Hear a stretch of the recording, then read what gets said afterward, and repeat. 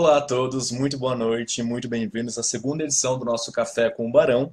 Eu sei que hoje é um dia bastante complicado, com tudo que aconteceu nas últimas 24 horas, sem sombra de dúvida, é uma situação extremamente delicada. Porém, como prometido, às 7 horas da noite, às quintas-feiras, estou aqui. E segunda aula, segunda apresentação, segunda explanação que a gente vai ter é sobre um tema ainda introdutório, mas bastante importante. É basicamente como lidar com o conteúdo de política internacional. É bastante complicado, sem sombra de dúvida. É um edital que é bastante extenso e, por conta disso, é bastante importante saber quais os caminhos que vocês devem seguir, por onde vocês devem se orientar para conseguir o ter o melhor resultado na prova, no CACD de forma geral, mas também na própria prova de política internacional, que é um grande objetivo aqui dos nossos encontros. Bom, eu começo falando algo que eu sempre digo para os meus alunos, e é fundamental que vocês se lembrem a todo momento, que é, vocês estão estudando não para adquirir conhecimento, vocês estão estudando orientados para passar no concurso público. Consequentemente, quando vocês olham cada um dos pontos, dos 21 pontos do edital de política internacional, o que vocês não devem fazer é mergulhar em cada um desses pontos. O que vocês não devem fazer é se pautar pelo pressuposto de que vocês devem entender sobre absolutamente todos os assuntos de forma impecável para vocês conseguirem um bom resultado na prova. Até porque isso é absolutamente impossível. Eu sempre falo que no meu doutorado, só no meu doutorado, eu estudei teoria das relações internacionais. Eu não espero que alguém que tem outras 12 matérias para estudar, outros tantos pontos no edital de política internacional, vai ter o tempo suficiente, o aprofundamento suficiente para que consiga saber absolutamente tudo de teorias das relações internacionais. E o mais importante não é o que eu espero ou deixo de esperar, mas o mais importante é que o examinador também não espera isso de vocês. O que ele espera é que vocês tenham um conhecimento que permita a vocês articular os temas relativos a cada um dos pontos do edital. Isso sim vai ser importante, isso sim é o grande objetivo do estudo para o CACD. E por conta disso, o estudo ele deve ser todo orientado. E orientado não naquilo que aparece o nome no edital, mas orientado nos temas que são recorrentemente cobrados na prova, seja no TPS, seja na terceira fase. Boa noite, Rodrigo, tudo bem? Bom, como a gente faz isso então? Como a gente orienta os nossos estudos de forma a focar não em adquirir conhecimento e ponto, mas de forma a focar naquilo que é cobrado no CACD? É bastante claro, é a gente ter um conhecimento bastante grande, uma familiaridade bastante grande com as provas dos anos anteriores. Em política internacional, isso se torna fundamental na medida em que cada um dos pontos do edital ele tem essa amplitude gigante. Portanto, quando vocês vão começar a estudar política internacional, vocês vão ter, sem dúvida, um professor para orientar vocês por esses caminhos e toda a apresentação de qualquer professor de política internacional, ela vai ser orientada naquilo que é especificamente cobrado na prova, ou pelo menos assim se espera. E a partir disso, a partir dessa apresentação inicial que vocês vão ter em relação ao conteúdo de política internacional, o próximo passo de vocês é ter familiaridade com como esse tema é cobrado na prova. Isso pode ser feito desde o início, ou isso pode ser feito posteriormente, num estudo mais aprofundado, meio que uma análise mesmo, tanto do TPS quanto da terceira fase. Quando eu vou estruturar meu curso teórico, meu curso base, eu coloco nele agora, em todas as aulas, questões dos anos anteriores relativos aos temas que são cobrados. Isso é importante para já dar familiaridade a como o conhecimento vai ser articulado a título de prova, e portanto vocês devem dar atenção a isso. Mas é importante também lembrar que esse trabalho ele vai partir do professor, mas ele também tem que partir de vocês. Eu sempre lembro uma questão, famosa questão sobre o Mercosul, que perguntava sobre o Acordo do Jardim das Rosas. Ninguém sabia o que era o Acordo do Jardim das Rosas. Depois daquela questão, teve muita gente desesperada em estudar absolutamente tudo sobre o Acordo do Jardim das Rosas. Mas não era isso que era esperado de vocês. Era uma questão bastante simples. Ela falava que no Acordo do Jardim das Rosas, e poderia ser não era Jardim das Rosas, era sobre o Protocolo de Las Lenhas do Mercosul. Então, se falava sobre o Protocolo de Las Lenhas, e aí, enfim, muita gente começou a pesquisar loucamente depois sobre o Protocolo de Las Lenhas e não era esse o objetivo, era uma questão extremamente simples. Poderia chamar de Protocolo de Las Lenhas, poderia chamar de qualquer outro nome que vocês quisessem. O que a assertiva colocava era que nesse protocolo havia sido estruturada e havia sido apresentada a estrutura definitiva do Mercosul, estabelecida a estrutura definitiva do Mercosul. Para qualquer pessoa que acompanha os temas, que estuda orientado para a prova, bem sabe que é importante saber sobre o Protocolo de Ouro Preto. É um tema bastante conhecido, bastante batido, cobrado em política internacional e em direito, e consequentemente vocês sabem que o Protocolo de Ouro Preto era responsável justamente por definir a estrutura definitiva do Mercosul. Não precisava saber o que era o protocolo de Las Lenhas, e não era isso que o examinador esperava de vocês. O que o examinador esperava de vocês, portanto, é que vocês tivessem esse conhecimento relativamente amplo, relativamente grande, porém básico acerca dos temas relativos ao Mercosul. O Mercosul tem dezenas de protocolos, vocês têm que saber quais são os básicos, é isso que é esperado.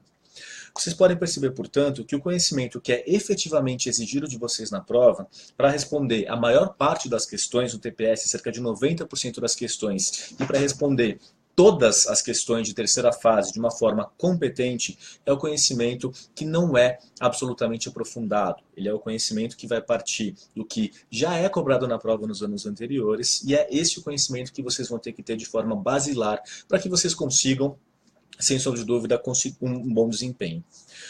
Bom, falando especificamente disso então, como que vocês devem olhar para as questões dos anos anteriores? Se eu acabei de falar que existe um conhecimento básico que é apresentado para vocês nos cursos iniciais de política internacional, vocês não devem pegar as questões e tentar saber ou tentar se aprofundar nos motivos pelos quais uma assertiva está errada. O que vocês devem saber é, com os conhecimentos que vocês têm, o que é que vocês conseguem mobilizar para saber se uma assertiva está certa ou se ela está errada. Agora sim, no Acordo de Jardim das Rosas, o que a gente percebia? Que, independentemente de você saber ou não o que era esse acordo, você sabe que no Mercosul, para questões tarifárias, os países membros eles precisam negociar de forma conjunta. E por quê? Você sabe que Mercosul é uma união aduaneira. Uma união aduaneira parte do pressuposto de que tem uma tarifa externa comum.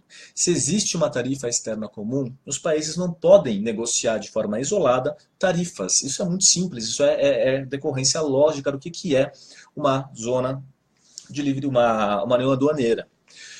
A consequência disso é que, independentemente de você conhecer ou não o Acordo de Jardim das Rosas, você conseguiria avaliar se a assertiva estava certa ou se a assertiva estava errada. Isso acontece recorrentemente no TPS. Eu já contei para vocês da questão sobre as relações entre o Brasil e Reino Unido, que falava que o Brasil era um dos maiores parceiros comerciais do Reino Unido, os 10 maiores parceiros comerciais do Reino Unido. Você não precisava saber quem são os 10 maiores parceiros comerciais do Reino Unido para conseguir responder aquela assertiva. Bastava você saber quais são os principais do Brasil e pensar um pouco. Se o Reino Unido não figura entre os 10 maiores parceiros comerciais do Brasil, qual é a chance do Brasil figurar entre os 10 do Reino Unido? Nenhuma. Outro ponto, a questão do ano passado sobre a OSCE. Essa foi uma questão bastante controversa, bastante complicada. Muita gente colocou, eu tive dezenas de alunos que falaram que deixaram aquela questão em branco pelo simples fato de não saberem as informações específicas acerca de OCDE, mas era uma questão relativamente simples. Por quê? Você tinha no enunciado alguma introdução acerca do que era a OSCE, quais eram os seus objetivos principais e quais eram os países ou a quantidade de países que dela faziam parte. Com base nessas informações, era mais do que possível que vocês conseguissem de forma competente avaliar se uma assertiva fazia ou não fazia sentido. Na semana que vem eu vou trazer para vocês essa questão especificamente. E quando a gente vem em terceira fase, quando a gente olha para a terceira fase, eu já comentei com vocês que o foco é analítico numa terceira fase. O examinador não está avaliando se você escreve bonito, ele não está avaliando erudição, ele não está avaliando a sua memória. Ele está avaliando a capacidade de você, com as informações que tem, conseguir articular um argumento que responda àquilo que ele está pedindo. Se a gente pega a questão de 2015 sobre relações entre Japão e China, e a pergunta era especificamente, falava-se sobre, pedia para vocês falarem sobre as relações entre Japão e China nos últimos anos, nas últimas décadas, e falar como essas relações impactavam o multilateralismo, em especial o sistema das Nações Unidas. O grande desafio dessa questão não estava em 60 linhas para vocês falarem sobre Japão e China de maneira aprofundada, não se esperava que vocês tivessem o conhecimento. O grande desafio dessa questão era, com as informações básicas que você tem acerca da dinâmica bilateral desses dois países, como, por exemplo, a questão do Mar do Sul da China, como, por exemplo, a reinterpretação da Constituição, da cláusula pacifista da Constituição japonesa, com base nessas informações também de integração grande em termos comerciais e econômicas que os dois países têm, que vocês conseguissem avaliar, fazer uma ponte entre essa dinâmica bilateral e a atuação desses países para fortalecimento do multilateralismo, em especial das Nações Unidas. O grande desafio, portanto, não era falar sem parar sobre China e Japão. O grande desafio dessa questão era conseguir articular China e Japão com o fortalecimento do multilateralismo em termos globais. Era isso que era esperado e foram as questões que conseguiram fazer essa ponte de forma bem sucedida que foram mais bem avaliadas. Nunca me esqueço de um dos alunos que mandou a questão para mim para ajudar nos recursos. E era uma questão extremamente completa em termos de China e Japão, que ele jogou absolutamente todas as informações que ele tinha acerca de China e Japão, que eram bastante, comparado, né, com a média, e ele tirou 12 de 20 nessa questão. Ele não entendia por que ele tinha tirado 12 de 20. Eu li a questão e falei para ele, você tirou essa nota porque você não respondeu o que está sendo pedido, você não fez a ligação com o multilateralismo, que era o esperado. Portanto, aí para concluir a nossa breve conversa de hoje, o que vocês precisam fazer sempre é buscar orientar os estudos de vocês para passar na prova, e o que vai orientar, portanto, o que vocês precisam ou não precisam saber são as questões dos anos anteriores. Façam as questões de TPS dos anos anteriores, conheçam essas questões e busquem sempre pensar, não só o porquê de estar errado. Tentem encontrar qual que é o conhecimento que vocês poderiam mobilizar para conseguir achar a resposta para aquela questão, para conseguir colocar um certo ou errado naquela assertiva, ainda que vocês não soubessem precisamente o que estava sendo pedido. Esse é um trabalho que vocês têm que fazer para conseguir responder cerca de 30% das questões do TPS dos anos anteriores. E no que tange à terceira fase, não foquem nas informações cruas, foquem no arcabouço analítico, qual é a forma de articulação do pensamento que é esperado de vocês pelo examinador. Aproveitem os guias de estudo dos anos anteriores, aproveitem as questões que são dadas como exemplo, e aí eu sempre ressalto, não foquem nas questões antes de 2012. Peguem de 2012 para frente. Eu expliquei para vocês no nosso encontro anterior que antes de 2012 as questões tinham um formato diferente e o que se esperava do candidato era diferente. A partir de 2012, isso se modificou bastante. E, portanto, o que eu ressalto com vocês é, peguem as questões de terceira fase a partir de 2012, leiam essas questões e busquem quais são os argumentos que são recorrentemente utilizados nas questões de terceira fase. Essa é, sem dúvida, a melhor forma que vocês vão ter para conseguir criar um bom repertório de argumentos, um bom repertório de conceitos e consigam lidar com qualquer questão que apareça na frente de vocês, mesmo que seja uma questão sobre um tema que você não domina. Não é esperado domínio absoluto do conteúdo, é esperado capacidade de articulação desse conteúdo e é esperado que vocês tenham um conhecimento básico que permita a vocês, enquanto diplomatas, fazerem uma análise sobre qualquer tema que apareça da política internacional nas mãos de vocês. Sempre partindo, é claro, da perspectiva brasileira. Como vocês vão conhecer a perspectiva brasileira? Sendo profundos leitores e conhecedores do discurso oficial brasileiro. Leiam as declarações de ministros, leiam as aulas inaugurais da turma do Instituto Rio Branco, leiam as palestras no encerramento do curso do Rio Branco, leiam as participações dos chanceleres, não só os atuais, mas também os chanceleres anteriores, em eventos. Sempre tenham esse contato constante com o discurso diplomático brasileiro. Essa é a melhor forma que vocês vão ter, a melhor forma que vocês vão ter para articular esse conhecimento, a melhor forma que vocês vão ter para se orientar em relação ao que é esperado de vocês na prova. Não se percam no conteúdo, não fiquem estudando e se aprofundando sem parar em cada um dos pontos do edital. Isso não em política internacional, não em história somente, mas em todas as matérias. Não caiam na armadilha de focar no conteúdo, que é infinito, mas busquem focar naquilo que é recorrentemente cobrado na prova. Isso faz com que mesmo política internacional tenha um começo e um fim nos seus estudos, e a partir daí é só uma atualização que é bastante simples. Atualização, como atualizar o conteúdo em política internacional, a gente vai tratar nos nossos próximos encontros. Tudo bem? E a mensagem de hoje é isso, minha gente. Se tiver alguma dúvida, aproveitem esse espaço para perguntar. Se não, como sempre, me escrevam, pode ser aqui no Facebook mesmo, ou me mandem um e-mail, felipebestre@gmail.com. Mas o Facebook funciona muito bem para esse tipo de coisa, tudo bem? Tem uma pergunta aqui, é possível mesclar PI e economia?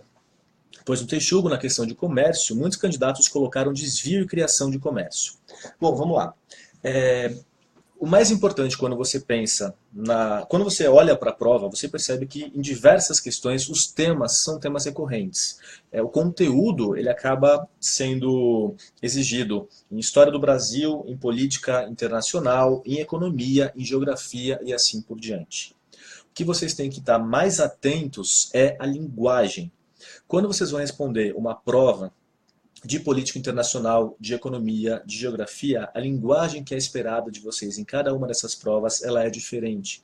E essa linguagem é calibrada de acordo com o que a banca apresenta para vocês nos anos anteriores. Por isso é importante conhecer as correções, os guias de estudo. É possível mesclar PI e economia, ou PI e história, ou qualquer outra disciplina? É possível, desde que você não se esqueça qual é o foco da prova de política internacional. É fazer a análise que é esperada de vocês, focada naquilo que o examinador pediu. Você caberia usar falar sobre desvio de comércio e criação de comércio na prova de política internacional? Caberia falar. O que vocês não podem fazer é orientar toda a resposta de vocês nos conceitos de criação de comércio e desvio de comércio. Vocês podem falar dessa possibilidade sem se aprofundar, porque são conceitos relativamente simples. Agora, o que vocês não devem fazer? Eu vou usar um exemplo não de política internacional, mas de economia. Prova de 2015, houve duas questões que eram sobre temas mais amplos. Era uma questão sobre população e uma questão sobre energia, na prova de economia. As pessoas que responderam à questão de população, falando de bônus demográfico, janela demográfica, inverno demográfico e conceitos típicos da geografia, foram mal avaliadas. As pessoas que se focaram justamente em mercado de trabalho e conceitos da economia tiveram uma avaliação melhor. E para a energia, a mesma coisa. Quem utilizou oferta e demanda e fez uma análise com uma perspectiva econômica foi bem avaliado. Quem fez uma análise da perspectiva da geografia foi mal avaliado. Política internacional nos dá uma possibilidade um pouco maior na medida em que os conceitos, os conhecimentos de política internacional, eles vão abarcar diversas outras disciplinas. Eu costumo dizer que política internacional é a espinha dorsal do CACD, justamente por isso. Ela é matéria que, de alguma forma, vai agregar o conhecimento de todas as outras e vai mobilizar esse conhecimento de forma analítica. Portanto, a utilização de conceitos, a utilização de referências que venham de outras disciplinas, se feitas de forma a sustentar melhor o seu argumento, o argumento que foi pedido pelo examinador, vocês podem fazer isso sem grandes problemas. O que vocês não podem é se perder na análise econômica e ficar falando sobre oferta e demanda na prova de política internacional, ou ficar falando sobre janela demográfica ou qualquer coisa do tipo na prova de política internacional. Esse é o grande risco. O conhecimento, muitas vezes, a informação, ela vai ser comum para as diversas disciplinas. O que vocês não podem fazer é encarar a prova de maneiras diferentes. Terceira fase de política internacional, vocês sabem que é esperado uma certa linguagem de você, que é a linguagem utilizada no discurso diplomático brasileiro, é a linguagem que os diplomatas, os chanceleres utilizam quando eles vão falar sobre o Brasil. Utilizar conceitos de outras, de fora, digamos assim, mais orientados para um discurso nesse nível, pode ser feito sem grandes problemas. Ficou claro, Rodrigo?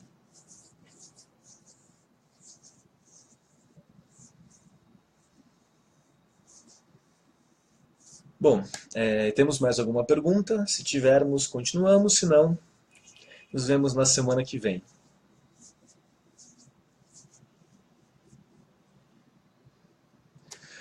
Ok, então, gente, é isso. Por hoje é só. Rapidinho, porque é um dia agitado, politicamente, convenhamos. Na semana que vem, às 7 horas da noite, faremos isso novamente. Conversaremos sobre outros temas relativos à questão de à prova de política internacional no CACD.